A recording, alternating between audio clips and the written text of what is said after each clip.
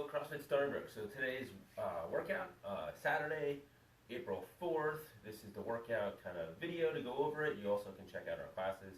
It is at 9:30 in the morning. It'll be online. We'll be streaming it on Facebook as well as on Zoom. I'll put the link in the video description as well as the workouts there. So to warm up, we have 3 rounds. Going to start off with 20 glute bridges, 10 straight leg sit-ups, 15 good mornings, and 20 squats. So you just go through that 3 times. For the glute bridges, we're just going to lay down on our back. All right. Lift our hips nice and high. Squeeze our butt. Lower it back down. All right. So you do that 20 times. And from here, we'll just put the legs straight out. Sit up. Touch your toes. I'll also give you a nice little stretch in each one of those. All right. 10 of those guys. Hop on up for 15 good mornings. Keep a nice straight flat back. Press our hips back. Lean over. Get a good stretch. Come on up. All right. Go as far as your hamstrings will let you go on those. And then 20 air squats, feet shoulder width apart. Press the hips back. Try to keep your chest up. Squat down nice and deep with each one. Okay. So 3 rounds through those. All right. The workout again with the warm up will be in the description in case you forgot all that. Then we have 3 rounds of 2 minutes per station. The first one's going to be backpack swings, and you can use a backpack, a dumbbell, a kettlebell, whatever you have, a case of water. If you're using something like the backpack or a case of water, you're probably going to want to stick with kind of Russian swings, where we're going to send the hips back, squeeze our butt, and just come to about this high. If you do have a kettlebell or a dumbbell, you can swing all the way up overhead for the American swing. I'm going to leave that up to you based on kind of what you're using. So for my backpack, I have a couple ways I can kind of hold on to this guy. I can do it sideways, send back, swing, and squeeze. All right, we can also grab it from just the side, holding it here, or the top. It really is going to depend on the size of your backpack, all right? But no matter what, when we look at what we're focusing on, it is a hip hinging movement, so we're going to unlock the knees and then just press the hips back as we lean over. Going to about, if I tell people, if you kind of rest on your knees with your hands on your knees right about here, maybe 45-degree angle. From here, I'm just going to squeeze my butt and bring my backpack up to here. Again, if you have a kettlebell and you want to go for full American swing, have fun. It'll be 2 minutes. All right, after that, we're going to do 2 minutes of backpack front squats or dumbbell, and just move. Move. Sorry, puppy's in the way. All right, so from here, I'm going to hold it up nice and high at my chest. Press the hips back like we did in the warm-up. Squat down nice and deep, and come on up.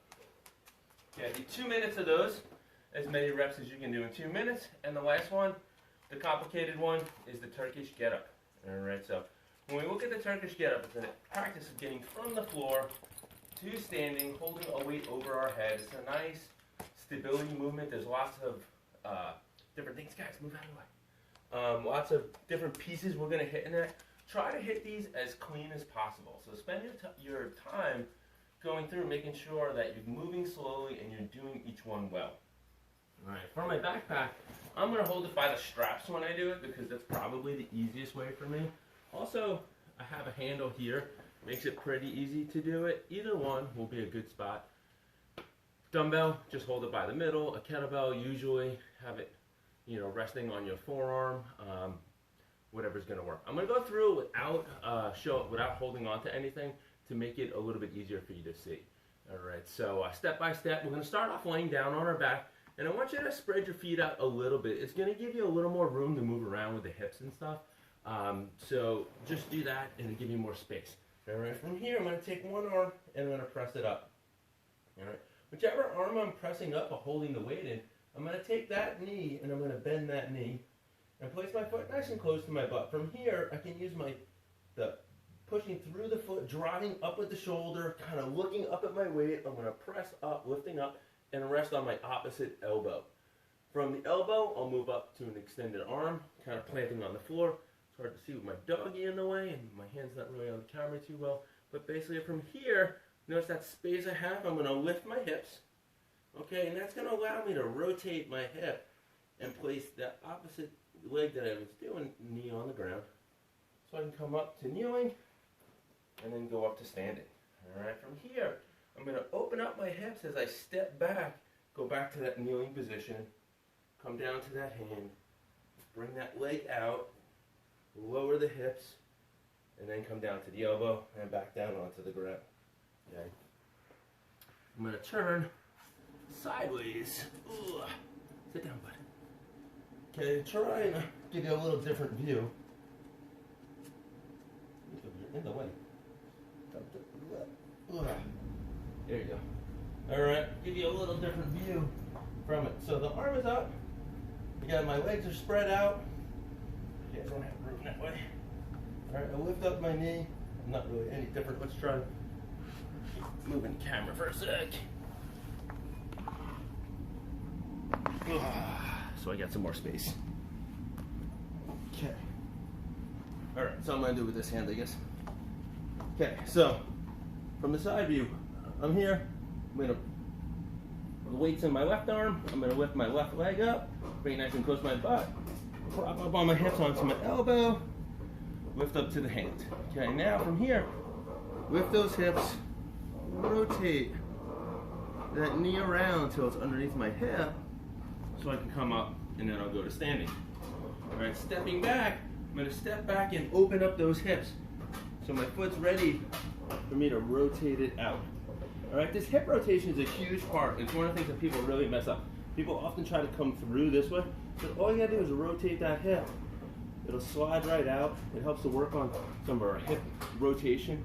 So make sure you kind of get that piece down. All right, come down and then go down to the floor. All right, so that is basically it. One little other key is when you're doing it, really look up at your object. It will help you maintain this position, not letting that guy move in any kind of weird position. So as you're holding them the whole time, you want this arm to be vertical. All right, so I'll move around. I got to keep that arm nice and still as I go through the movement. And sometimes looking at it will just give you that better perspective so you can keep that going. All right, last part we'll have is a little finisher. 8 and 8 single arm high pulls, 30 flutter kicks, and then half kneeling presses, 8 and 8 half kneeling presses. For the first one, the high pulls, we're just looking at a nice little arm shoulder pull.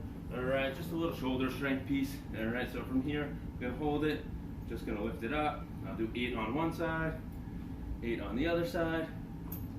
Then I'll go way down. Flutter kicks, just gonna hold here in this little hollow position. Flutter kicks, and then the half kneeling press. I'm gonna kneel and press my backpack, dumbbell, kettlebell. All right, go through that 2-3 times, whatever feels good to you. Just a little strength finisher for you. All right, have fun. If you have questions, post them in the comments, and I will get back to you. Have an awesome day. See you guys tomorrow.